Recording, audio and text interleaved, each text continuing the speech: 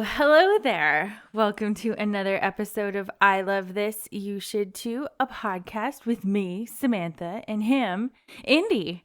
How are you, Indy? Well, my body is well, but my spirit is considerably rumpled. Me But too. how could I be that way on such a lovely day like today? Don't you love it when the sun is just shining so? But that's not to say that I don't love rainy days. Aren't rainy days just so existentially romantic? Oh, and a snowy day. I do love a snowy day as well. Isn't there something about a snowy day that just feels so nostalgic? Not that there was more snow in my youth, but still it brings a sense of nostalgia to you, doesn't it, Samantha? Oh, Samantha. Samantha's such a dreary name. I shall call you Alfonso Soriano. Whoa. I'm just going to be like Anne the whole time. Okay. I don't know Is if that I'll... okay, Alfonso? I'm Samantha, not Alfonso. Yeah, that was a good imitation of Anne. But I would go on for like another 20 minutes. Yes, exactly. So do you want to let everyone know what we're doing today and why I'm Yeah. talking like that? And one person out there is like, Alfonso Soriano, the baseball player? I don't know why that was the first name that came to me. Also, It's a good name. Guy name. It is.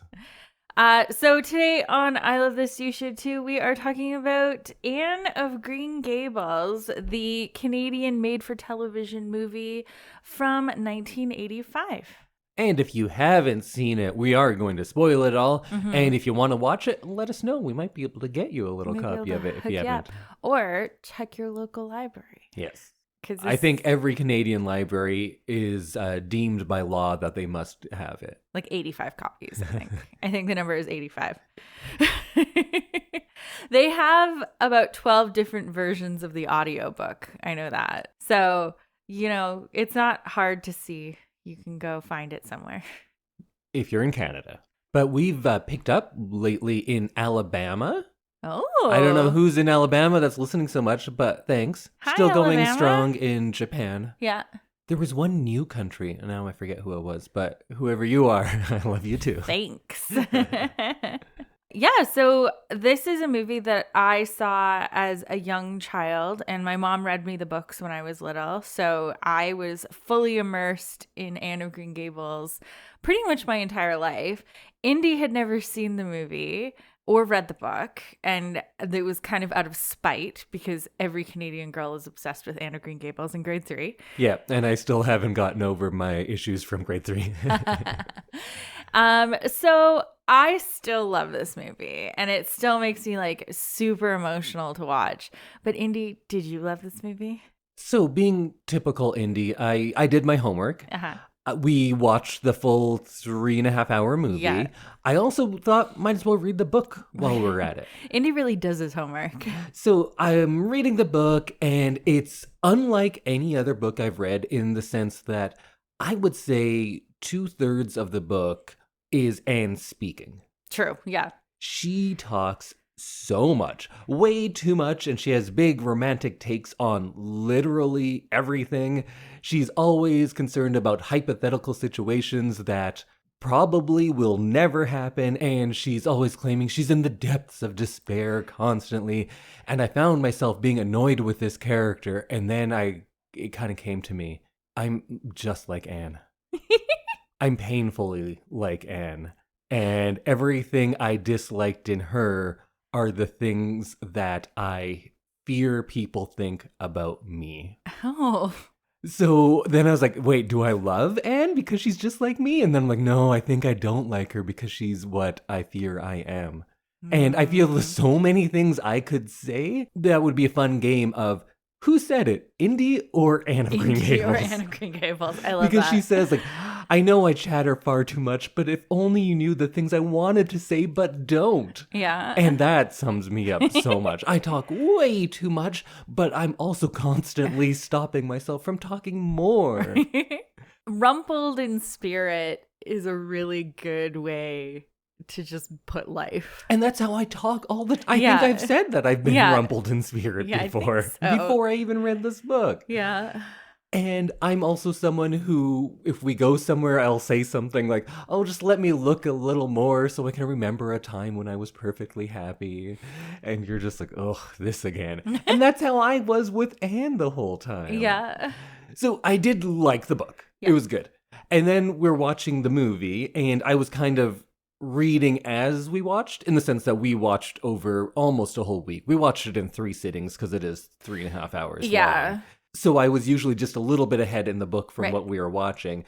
And I think I started to like the movie once I got over the idea of Anne in my head, like from the book, because I thought book Anne was like this lovable scamp who was a lot of fun and strong-willed. And the movie Anne is essentially just a girl who overreacts to everything. True, yeah. We'll get into everything, but I think if there's one thing that you could boil her down to is she just overreacts to pretty much everything. Uh-huh. But once you realize that, it's enjoyable to watch. Mm-hmm. Like, her overreacting to everything becomes the fun part. Yes. And initially, it was a little annoying. You're just like, calm down. But the more she does it, you get into it. Because there's that one time when someone says, like, oh, sorry, there's no ice cream today. And she says, oh, this has scarred me to my very soul.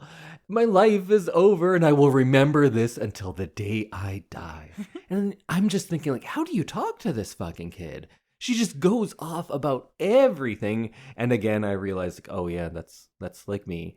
But then when you start enjoying her overreactions, it gets a lot more fun. Yeah. And I don't know, I'll never love this movie like you do. No. Because your love is so rooted in your childhood and your relationship with your mom and and nostalgia and all of that together. Yeah. And you can't just create that. But what I can say is, it's worth watching. If you're someone who's never watched it or never read the book, there's a lot of good stuff to take away, and it's fun. It's beautiful, too. I That kind too. of, like, I've seen it recently. I think I watched it November last year. But it's just, like, such a good piece of how beautiful Canada is.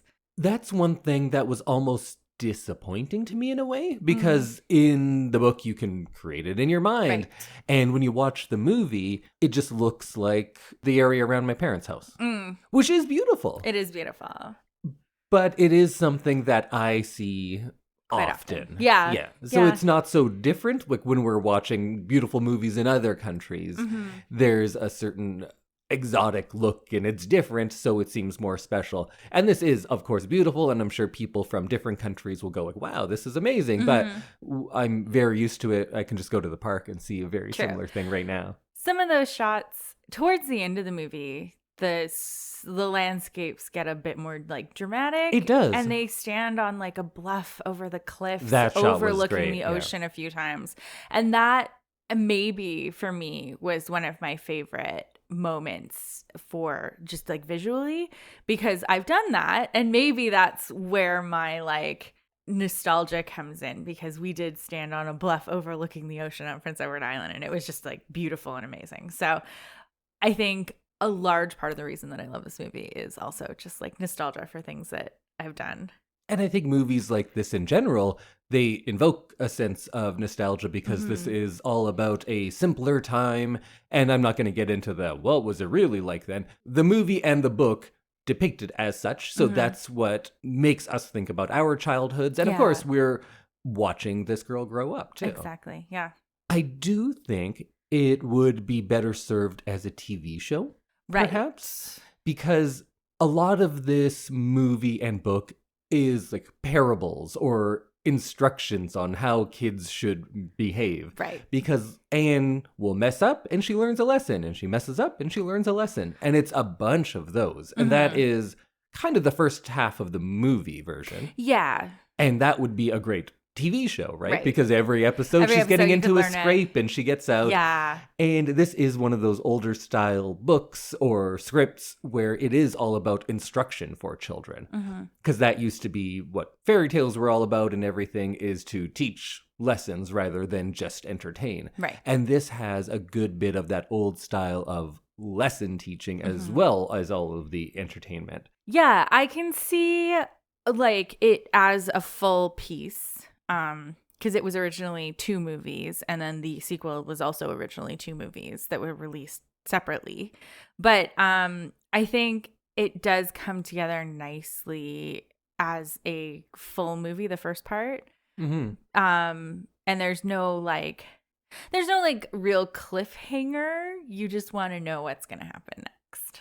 And it is that kind of low stakes TV that I like too. Like I like all of those Japanese show, I can't remember the name for them now, where there's a type of show where everything is very low stakes. It's like someone going on a picnic, and that is the whole show. Yeah.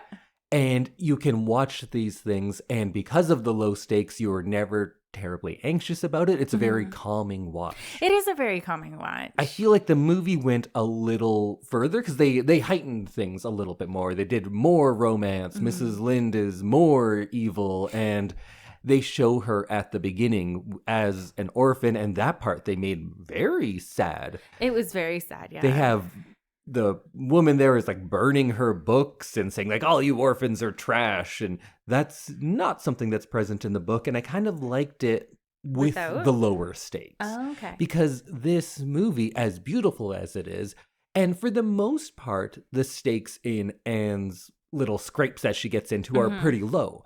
And I like that. It should be small things. It shouldn't be all life or death. And then her reactions of thinking everything is life and death makes it that much more enjoyable. Yeah, I think I agree. But I do enjoy her kind of experiencing real life for the first time, right? Like, but it seems the opposite. She had a very harsh life, and now she's in this idyllic world. Yeah. Because she used to take care of all of these children and was like beleaguered and I assume like abused and everything there too, because that woman was terrible. She was terrible. And then just given away. So I kind of feel like the Avonlea world should be small problems. Like her big problem is someone calling her carrot. And that's what infuriates her more than anything. And I kind of like that. I like when it's all just little things that can be easily overcome. Childish little things. Because it's for children, right? Yeah. Or for 35-year-old women. Yeah. So the character of Anne seems perfect for young girls specifically to idolize or to aspire to be like or to see kind of a reflection of themselves in a little bit, right? Yeah. Did you find that when you were watching it or reading it as a kid? Yeah, I think Anne has this like really romantic story, and it's such a high, like low to high kind of story that you don't really get in children's books. So this is like your first big grand romantic kind of read as a child. And I think that's kind of what made me latch on to Anne, was she has this like really like dismal life where she's taking care of 12 children and her her caretaker is a jerk, and then all of a sudden she gets to go to Avonlea and live this beautiful life with friends and family and people who care about her. And that seemed like a very grand romantic thing to experience as a child. Definitely. And I think we're going to use the word romantic a lot in this.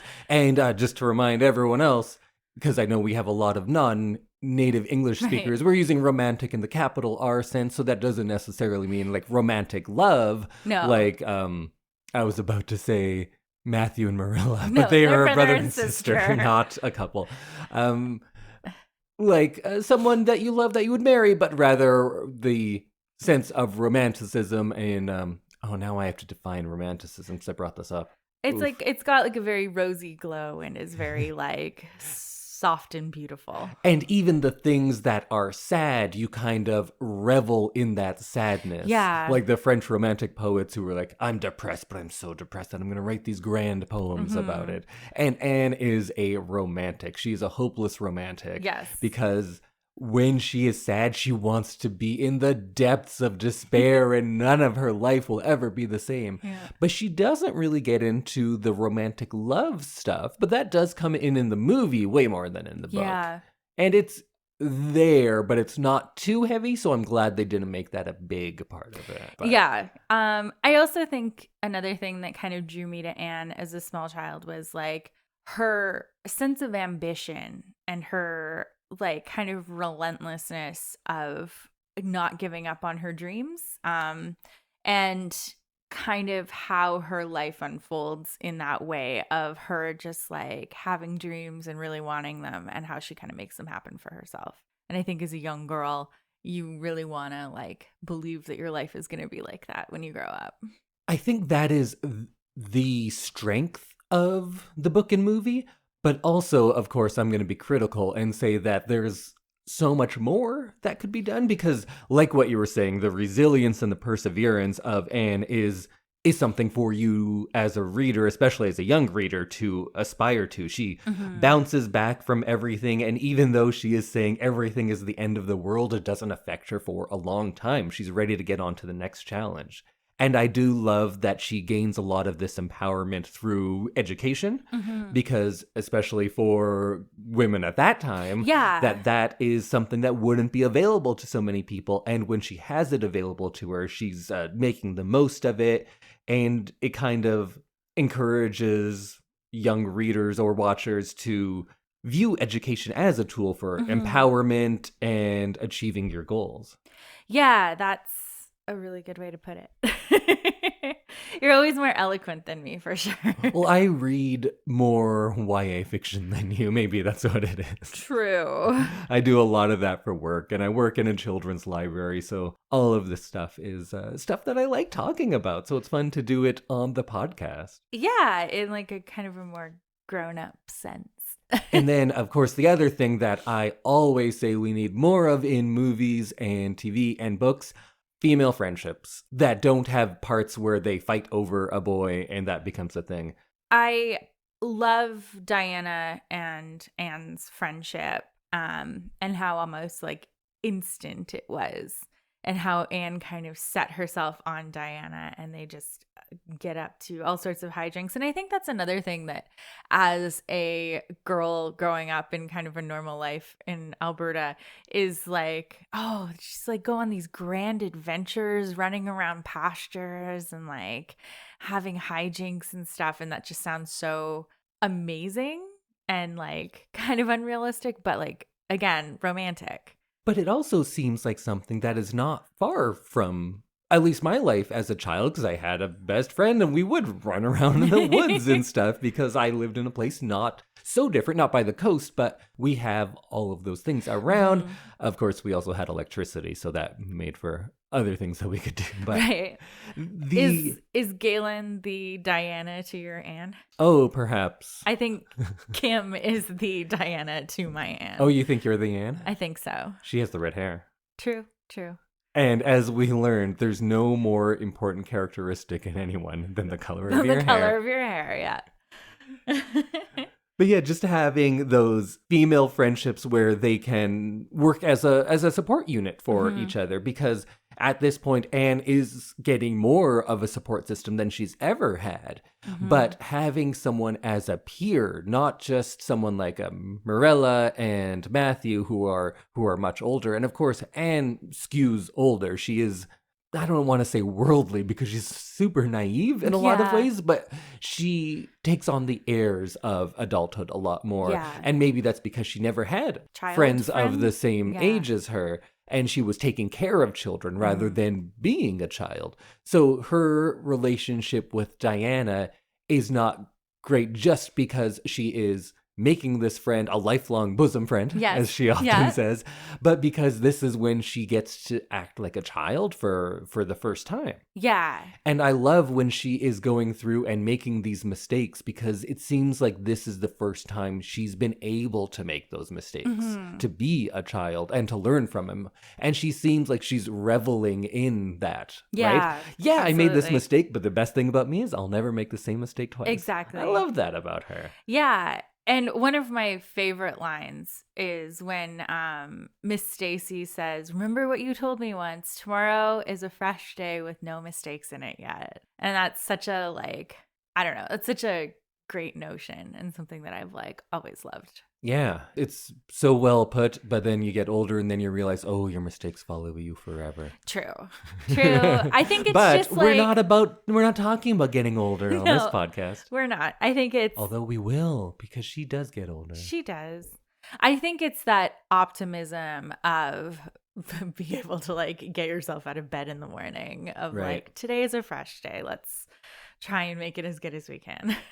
And then if we're just going on about why Anne's important for young viewers and readers, the strong female protagonist, something that much more common now, but when this was written, not nearly as much. And then even in our childhoods, not nearly as often as well. Yeah. And I think now, especially in YA books, just being Anne isn't enough. Like you also have to be royal or magic or like something. There has to be something else special about you. Whereas Anne is just a normal girl with like normal girl problems who has this beautiful world. I definitely agree, but then I also want to push back on what I consider the issue with the vast majority of YA fiction now is, hey, this person is magical or the best at everything. Why? No reason. Anne is also the best at everything. Yeah. I kind of love those stories where a character doesn't succeed always, and that's okay. Right. I think that's an important lesson that we don't see in literature or films for children, that, you know what, I'm fine. I'm a C+ student and I'm doing all right and I'm happy with it. That's true. You don't have to be the best at everything. I wish that was a thing there, but I guess this book and movie was already so pushing the envelope and almost revolutionary in so many ways that it can't be all things to everyone, but that is kind of the thing that I liked about her the least. Well, she's also super annoying, but I kind of still love her. Yeah. But the fact that she's just the best. And Diana says like, oh, Anne Shirley, you're always the best at everything. Yeah. And that is true. Yeah. I think it's always more relatable if you have a protagonist who fails, and that's all right. She kind of does because she makes those mistakes, but it's never really anything that's long-lasting or nothing that is her own fault often. And she says, I'm going to win that scholarship. And then she does. I'm going to be top of my class. And then she is. She just wins, always. Right. So she doesn't have any big setbacks, but I guess that is nice in the sense that you don't have to bring anything like that in. You don't have to bring in huge failures. It doesn't have to be that dramatic. But of course, I would prefer her to fail and then say like, well, that's all right because I'm still doing great. Yeah. And I'm happy and I have my friend and all of that kind of stuff. But, you know, I'm just being nitpicky at that point. True. And I think the other big thing about Anne that people probably latch onto a lot is those themes of self-acceptance and learning who she is and being all right with that. Because she, of course, is grappling with a lot of insecurities. Usually it's boiled down to her hair color, but it does go deeper than that. And societal pressures of what she should be like. And I do like that she doesn't really fall into those. And as well with other characters, because Morella and Matthew are not typical either. No. It's not a story about, of course, you came from this other world, you were an orphan and treated badly, but now you're here and you're going to fall in love and be a housewife, and the end. Yeah. She does stick true to her kind of independent nature throughout. True, yeah. We get to see her grow up, and one thing I didn't like nearly as much is how she tones down everything, all of the imagination and stuff. She seems much more driven. And I guess that is something to be aspirational as well. She still doesn't conform to what people want her to be. She's still a strong, independent woman. She wants to be a school teacher. She wants to help her family when she can. And she's willing to be very self-sacrificial in doing that. I forget where my sentence started because it sounds like I'm saying just all good things about her, but I think I was saying something that I wish she had done more of. Maybe just kind of retaining some of that childhood stuff more, because it was a little sad almost, because we see her grow up for, I guess it takes place over 4 or 5 years-ish? Yeah, she starts at 13 and the book ends when they're 16 turning 17, I think. Okay. Yeah. And I think the book she's 11 at the beginning. Right. But with one actor, you can only do so much. You can only age her up so much, yeah. but we kind of see her become an adult, become very driven. Yeah. And I wish there was more of that imagination and that lost in thought and the existentially romantic Anne. I wish she would kind of continue and sure, mature, but she seems much more world-weary and just adult by the end. Yeah. Yeah, I could definitely see an argument for that. She definitely does tone it down. And you're right, that is like, it's a little sad just because it's like you want those big grand speeches and like the hijinks and her big plans that she drags Diana on. That seems like something that Anne should never lose. Yeah, but I guess she still holds on to what was important. Like, I, of course, think all of that other stuff was too, because I am me and I still act like that, and I'm a man who's almost 40. But I still have all of that very childlike stuff, and sometimes it's, I'm sure, very charming to you, sometimes probably very annoying to you, but it's still a part of me. So when Anne lost it, I kind of took that personally, like, oh, well, it's too bad. But she still has so many aspirational things for the audience of this movie and book, because she's doesn't lose the core of herself, I don't think. No. I don't want to like spoil the second movie for you, but she does get some hijinks in the second movie. Good. Even as like an adult as you can be at 17, but like there's still some hijinks happening. And the second movie is based on a second book? Yes, so it's the next 3 books kind of amalgamated. Oh, okay. So it's Anne of Avonlea, Anne of the Island, and Anne of Windy Poplars, kind of all munched together. All munched up. So it does cover a lot, but I don't feel like it rushes anything. And then the continuing story skips Anne's House of Dreams and goes off on its own kind of storyline that wasn't written by L.M. Montgomery. Oh. Which I'm not a huge fan of the continuing story. It's like too dark of a world because it's set during the war. And it's and like, that takes away kind of the beauty and idyllic nature of this fictitious exactly Avonlea. Like I don't want that much real life in my Anne of Green Gables. I agree for like sure. I think it's too dark, it's too real. I thought the second half of this was too dark, so I definitely think that would be. Yeah. What are your favorite sections of this? We'll get into specific moments, but the overall feel of it, because I definitely like the first half better than the second half. Okay. And I think the last quarter or maybe last third of this overall was my least favorite part, because it is the more adult Anne and it's real world problems. There's death. There's like, oh, are we going to lose Green Gables? And the romance between her and Gilbert is played more heavily there. And it's just all of those adult things creeping in. And I just liked it so much more when it was more childish, I guess. I think I agree with you in that the first half, they really let you like sit and like marinate in it. And it's a lot longer moments with each kind of plot point.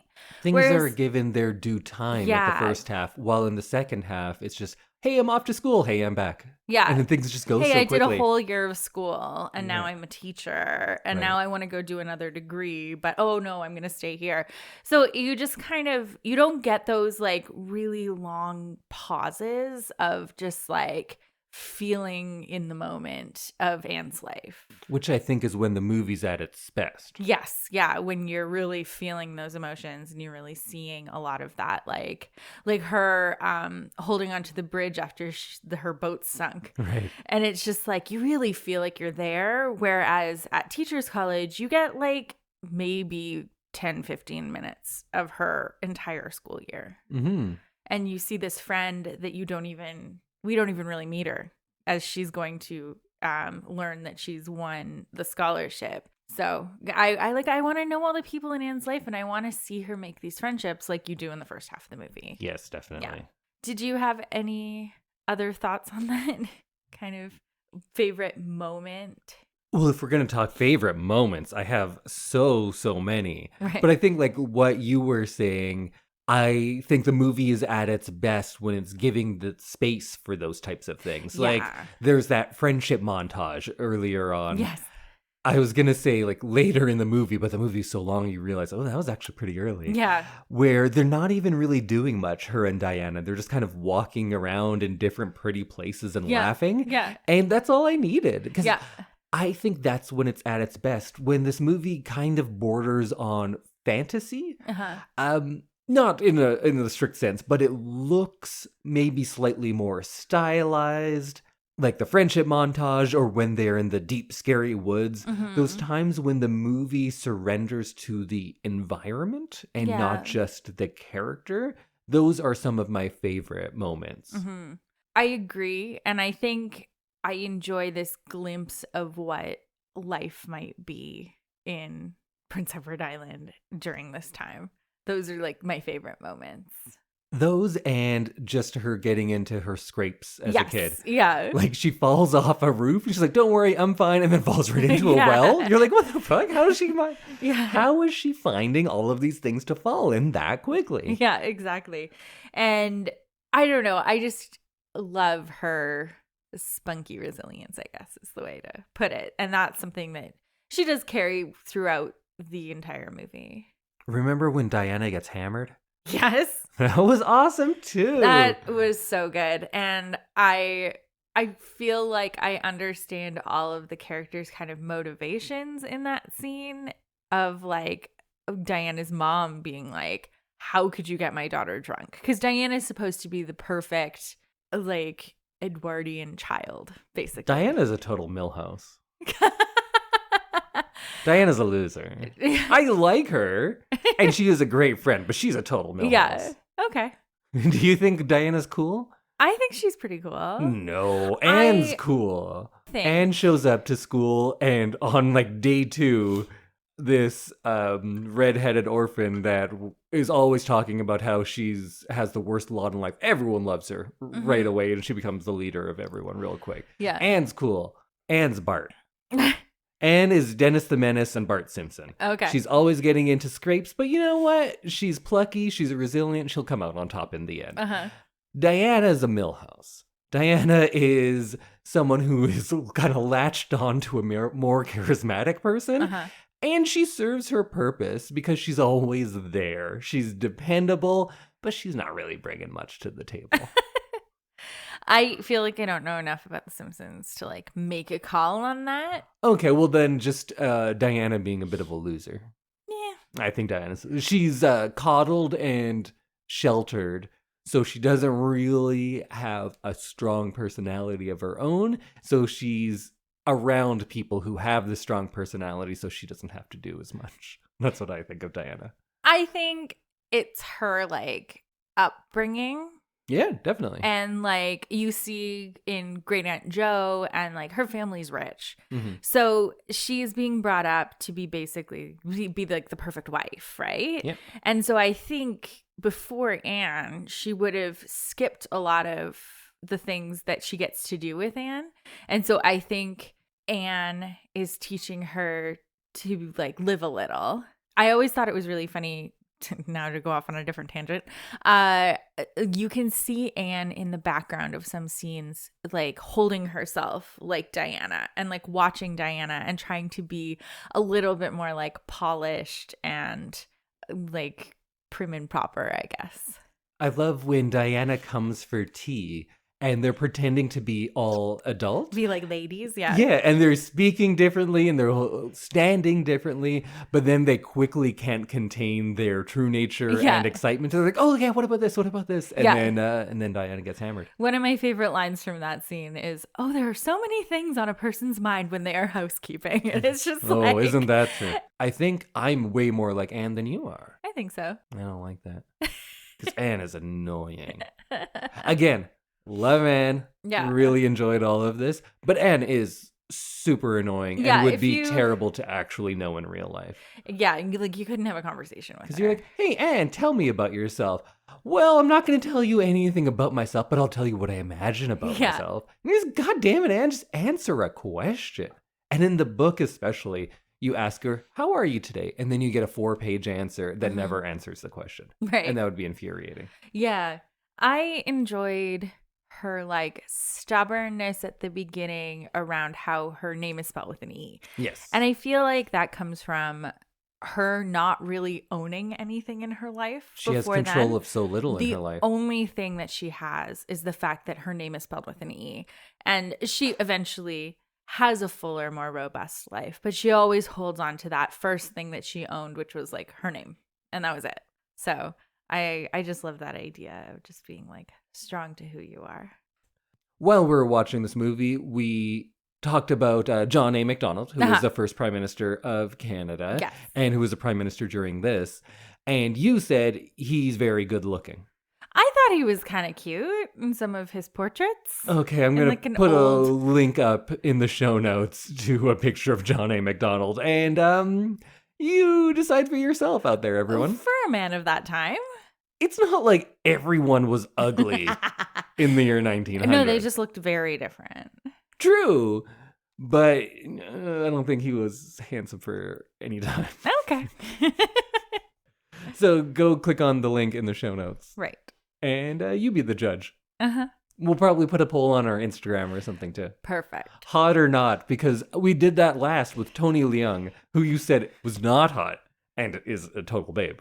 And John A. Macdonald, you think is better looking than Tony Leung, which is madness. And then I worry because you think I'm good looking. I do. And this is showing you have terrible taste in men. So that doesn't bode well for me. Okay. See, it's good for you because I like hot people and I like you. So Oh. you like real weirdos and you like me. No comment. But I do like you a lot. Thanks. Do you have some other favorite scenes in the movie? Yeah, I think that first scene where Matthew is driving Anne home from the train station and he knows something's wrong, but like just Anne experiencing Prince Edward Island for the first time is like exactly how the viewer is feeling. You see this beautiful orchard full of blossoms, and you see the seaside, and you see the red dirt, and you see these beautiful 1880s homes, and it's just like you're just drinking it in, and Anne is kind of verbalizing exactly what you're thinking as you're seeing all this beauty around you. And I love that scene. I was like, it's like what, 10 minutes into the movie? Yeah, about that. And I was like already emotional. And so, and I think it's like we said earlier, like I think it's just a nostalgia thing for me, but like just the music, the score of this, Anne's theme, and Matthew, how like throughout the entire movie is just like endlessly amused by her. And he's such a quiet soul, and you get just these like facial expressions. This actor was great because it's just all facial expressions pretty much. Matthew is maybe my favorite character in the movie. Oh, I love Matthew. Do you have a favorite character? Or is it Anne? I think Anne and Matthew are my favorite. Yeah. And I think their relationship is also one of my favorites in this movie because it's not a lot of grand sweeping speeches and stuff. It's just like you can just feel it and you can see it on their faces when they're together.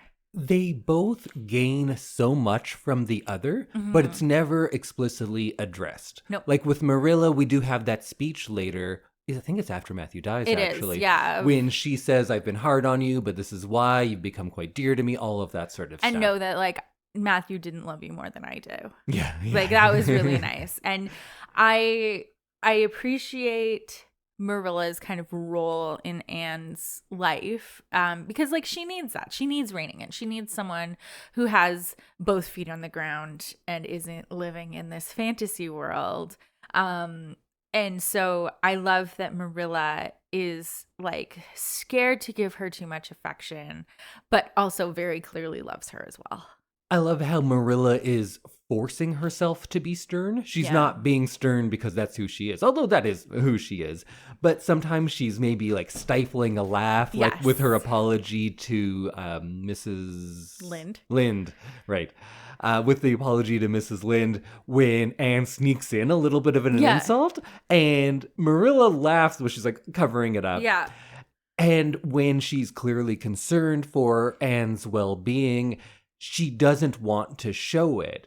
But it's not because she doesn't care, but it's because that's how she was raised, and that's how she knows how to show love. Yes. And because she believes that treating her in this way is going to make Anne into the best person she can be. Yes. And I love that, of her wanting to be more expressive of her love, but holding back because she thinks she's doing it for Anne's benefit. Yes. And then when she finally gets to kind of express that later. But I just want to jump back for one sec because I wanted to talk about Matthew a little bit more. Because I loved him and their relationship. And although they don't get those moments, because Matthew doesn't really talk much at all. I think he maybe has like 10 lines in this entire movie. And in this one, we do get to see when he dies, he gets to have a little bit of a speech of like how much she means. And that scene, I don't know. I don't know if I loved it or if I hated it, his death scene, because he just like dies in a field right away. And I guess this movie suffers from that main character syndrome of course, it's called Anne of Green Gables. Yes. It is all about her, but it's a little bit too much all about her. Yeah. It's rare that a character speaks not in relation to Anne. And I kind of just want more of Matthew being Matthew and Marilla being Marilla and learn about them. And we only learn about other characters in their relationship to Anne, and everything revolves around Anne. Even when Anne is being nice to someone, when she's helping people out, she'll have to stop and talk about how awesome she is and how great she is for helping people.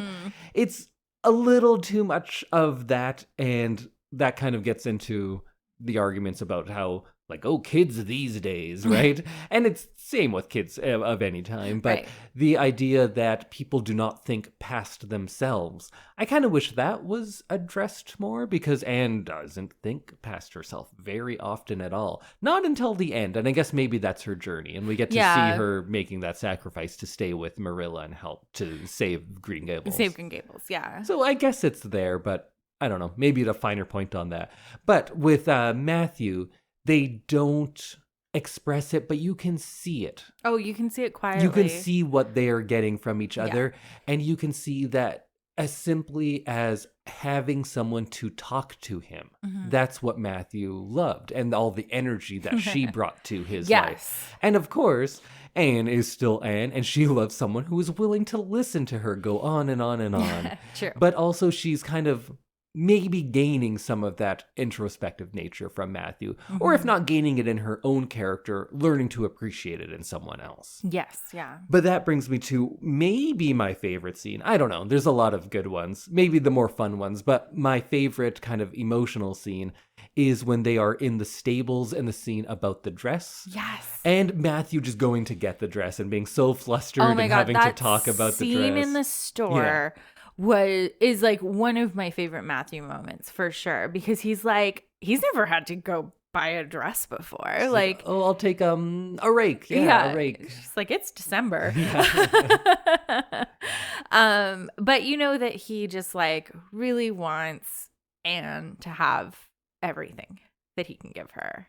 And like, it's so nice when you see Marilla being like, oh, she looks absolutely ridiculous. You're going to have to turn sideways to go through the doors. And I just love their like counterbalance of setting Anne off on her dreams and also being like, there is like a real world you have to kind of be mindful of. And then when they're in the stables and Matthew actually gets to talk and express his feelings for maybe one of only 2 times in the whole movie, that scene was great. Yeah, I like that. And then the dresses. Remember when Marilla makes her some dresses and goes like, oh, what do you think of them? And she says, I can imagine a world where I would like them. What a dick. Yeah, you just got taken in and she makes you these new dresses and you're like, yeah, they're terrible, but I can pretend they're not terrible. Yeah. Yeah. Fucking Anne. Ugh, What a girl. what a girl. I was saying when we were watching it, we talked more than we often do in movies. Yeah. Maybe because it's so long and there's not as much dialogue as a lot of the movies we watch. True. But I was saying that I bet I'm going to swear in this episode more than any of the other ones. Because when Matthew died, I was just like, he just dies in a fucking field? Yeah. I was upset about that. But Yeah. we're better for Matthew to die. That's where he loved to be. Yeah. And I think... And with Anne there. And in his final speech, he says, I got old and I didn't notice, which I think is like that hits. the best way to go. Oh. You live your life the way you've always lived your life. And Yeah, see, I feel it now. I got old and I didn't notice. Here we are.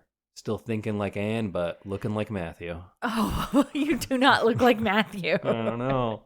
I don't know. I think his death was very like beautiful and appropriate. Yeah, I think I'm just sad because I liked Matthew. No, I love Matthew. I cry every single time I see that scene where he dies. Remember when you yelled at Anne for being a conservative? Yes, I did. Yeah, it was a different conservative party back then, and I love that you get this little glimpse of something huge happening in their lives of like the prime minister. Yeah, is they got visiting. to go see that sexy Johnny. Oh my God, okay. But like that, you get the little bit of like excitement and all the adults going to like meet the prime minister, which would have been huge. It's still huge to meet the prime minister. So I think I love just the little reminders that this was like a real time in history and these things were very important and exciting. I almost wish there hadn't been those things. I don't want it to be a real time in history. I think this movie and book is at its best when it is this almost fantasy-like idyllic place of Avonlea. Right. I don't want the war to touch it. I don't want the bank closing down and them losing the house. I don't want any of that sort of stuff in this book. Yeah, that's fair. I just want it to be nice and peaceful and everyone to be happy forever. Same. I think they handled those things well, though. Yeah, for sure. Like I said, in the continuing story in the third movie, I don't think seeing all of this stuff and you see a lot of the war and it just really drags you down. Whereas with this, you see the excitement of the adults as they get in the sleigh to go and then their excitement when they come back. And that's it. And it's nice. You kind of know where you are in history and that's it. So you haven't read any more of the book or like of the books. And yeah, just the first you one. haven't seen the second movie. Right. So what I want to hear your predictions for Anne, knowing nothing. Because I feel like this is so ingrained in my brain that like I can't even imagine another way of it ending up. So what do you think is going to happen in the next? And the next movie is like another 3-hour movie. So there's a lot. What ages does it cover of Anne? I think it picks up pretty much right from where we ended. So her taking over the school. I think it might start that September of her first year of teaching in Avonlea. And then I think it probably goes until she's about 20 or 22, like Okay. in like young adulthood. I guess back then that would have been like full on adulthood. What I would love to happen, I don't know, of course, what will happen, but I would love her to have a student who's a total Anne. Mm-hmm. And then she has to be the grounded one and try to like, oh, I see how incredibly taxing dealing with someone like this is. Right. I want to see more interactions with her and students, but then at this point, maybe she's getting together with Gilbert, I guess. So that's one thing. She does get together with Gilbert. Yeah, I don't want to give too much away because I still really want you to see the second movie. Not for the podcast, but just to like catch up on the full story. Do you have any other predictions of what do you think will happen? So do you want me to predict what I think Lucy Maud Montgomery would do with it, or what I think should happen? What I think she'd do with it, or what you'd think she'd do with it. Well, you already said she's going to do some more fun hijinks. Yeah. So I'm hoping some of that. I assume there'll be a further progression in the relationship with Gilbert. Perhaps if there's more books after that, right? Yes, so this So is maybe they don't 3 even get books in married in this total. one. Maybe it's like a they're getting together, or they express that they want to be together, and maybe they get engaged, or maybe it ends with the marriage or something like that. I feel like that would be big in there. I feel like we'll see Diana continue, and she probably gets married. I imagine she would get married before, and I don't know. That's what I would think, because Okay. she's more like on the typical path of women of the age than Anne is. You get married young, and you like she's basically being trained to marry. And then I guess, does Marilla die? Maybe Marilla dies or something, and she takes over Green Gables and will eventually live there with Gilbert, and they'll be school teachers or something like that. I don't know. Okay. It's a beautiful movie that you just wrote. Oh, I think I could make it better if it's what I want, but... Or does she ever go to a different... No, she doesn't go to a different place, because the next book is called Anne of Avonlea, so... Right, but remember there is 3 books in one movie coming up. So then there's maybe she does. many, many different things that she does. Then maybe a part of it is her journey to a different town, and she's either going to school there or teaching school, and she probably needs to go away and have some sort of experience. I guess. I don't know. I'm not going to affirm or deny anything, but I think you have a good idea of how the story might go. Maybe. I don't know. I love it. Do you love it? I don't love the movie or the book. Okay. I don't think either one is an amazing standalone piece of literature or filmmaking. I do think the influence it has had and the relationships, multiple generations of young readers or movie watchers have made with this movie and with this character specifically. I think that is very special and impressive. Is the movie on its own an amazing movie? I don't think so. I think it's a good movie and I like it very much, but the importance of Anne of Green Gables is far greater than the sum of its parts. Right? The performances in this are good. There's a few that aren't. The cinematography in this is good. There's some great looking scenery. It's not especially well directed or written in a lot of points, but that's kind of not what you want from this. Or maybe it's not necessarily not what you want, but that's not what's important about this. Right, yeah. What's important about this is how it makes people, especially young girls, feel about themselves and this character. How they see Anne has the power to make them feel differently about themselves. And I think that's why this is amazing. Right. Cool. I'm glad you feel that way. And I'll take I really liked it.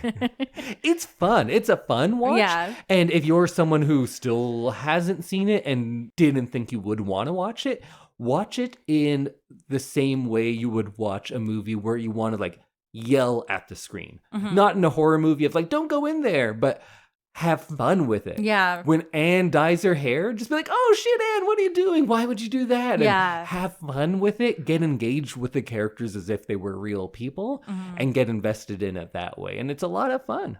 Yeah. Because the characters feel like friends. Yes, absolutely. They're like comforting. And this is definitely like a comfort movie for me. And so many And others. thousands of millions of other people. Well, I think that brings us to the end of our discussion of Anne of Green Gables. Did you get everything from this discussion that you wanted to? Yeah, I think I did. I think there's so much more, but like Matthew, I think a lot of it is best left unsaid. Just like Matthew would have wanted. Exactly. I think so much of it is just a feeling that's really hard to describe. So I think leaving it there is probably the best thing to do and letting our listeners kind of make up their own mind on this classic masterpiece. Well, this is just our introduction to our Canadian content month? Month. Several weeks. So next week, join us where we'll have 2 Canadian content things of the fortnight, where Yes. we'll each talk about something that we are into, and then I'll reveal my pick for a Canadian movie that we'll be watching for the week after Ooh. that. Okay. And Sam already claimed to do Porky's later, so I can't pick Porky's because Sam said it's my favorite movie. You better not take Porky's. Oh, is that going to be your thing of the fortnight? Maybe. I have never. Well, you'll have to join in next week. I've never to seen see Porky's. what Sam has to say about Porky's, one of her favorite movies. Maybe she'll talk about Porky's too. I don't know. I have never seen Porky's or Porky's too, so I don't know. Me neither, actually. I don't know what I'd have to say about them, but you love them. I don't. That if there is any greater contribution to Canadian culture than Anne of Green Gables, it's Porky's. I think that's what you said. Yikes. That's what your Letterboxd review said. Is it? Okay, we'll see you next week, everyone. Bye. Goodbye. I know your handle is Porky's fan number 1.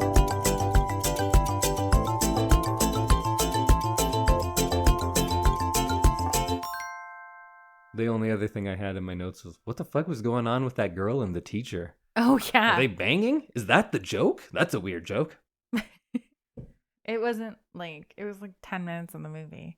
It was so out of place, It was though. so weird, yeah.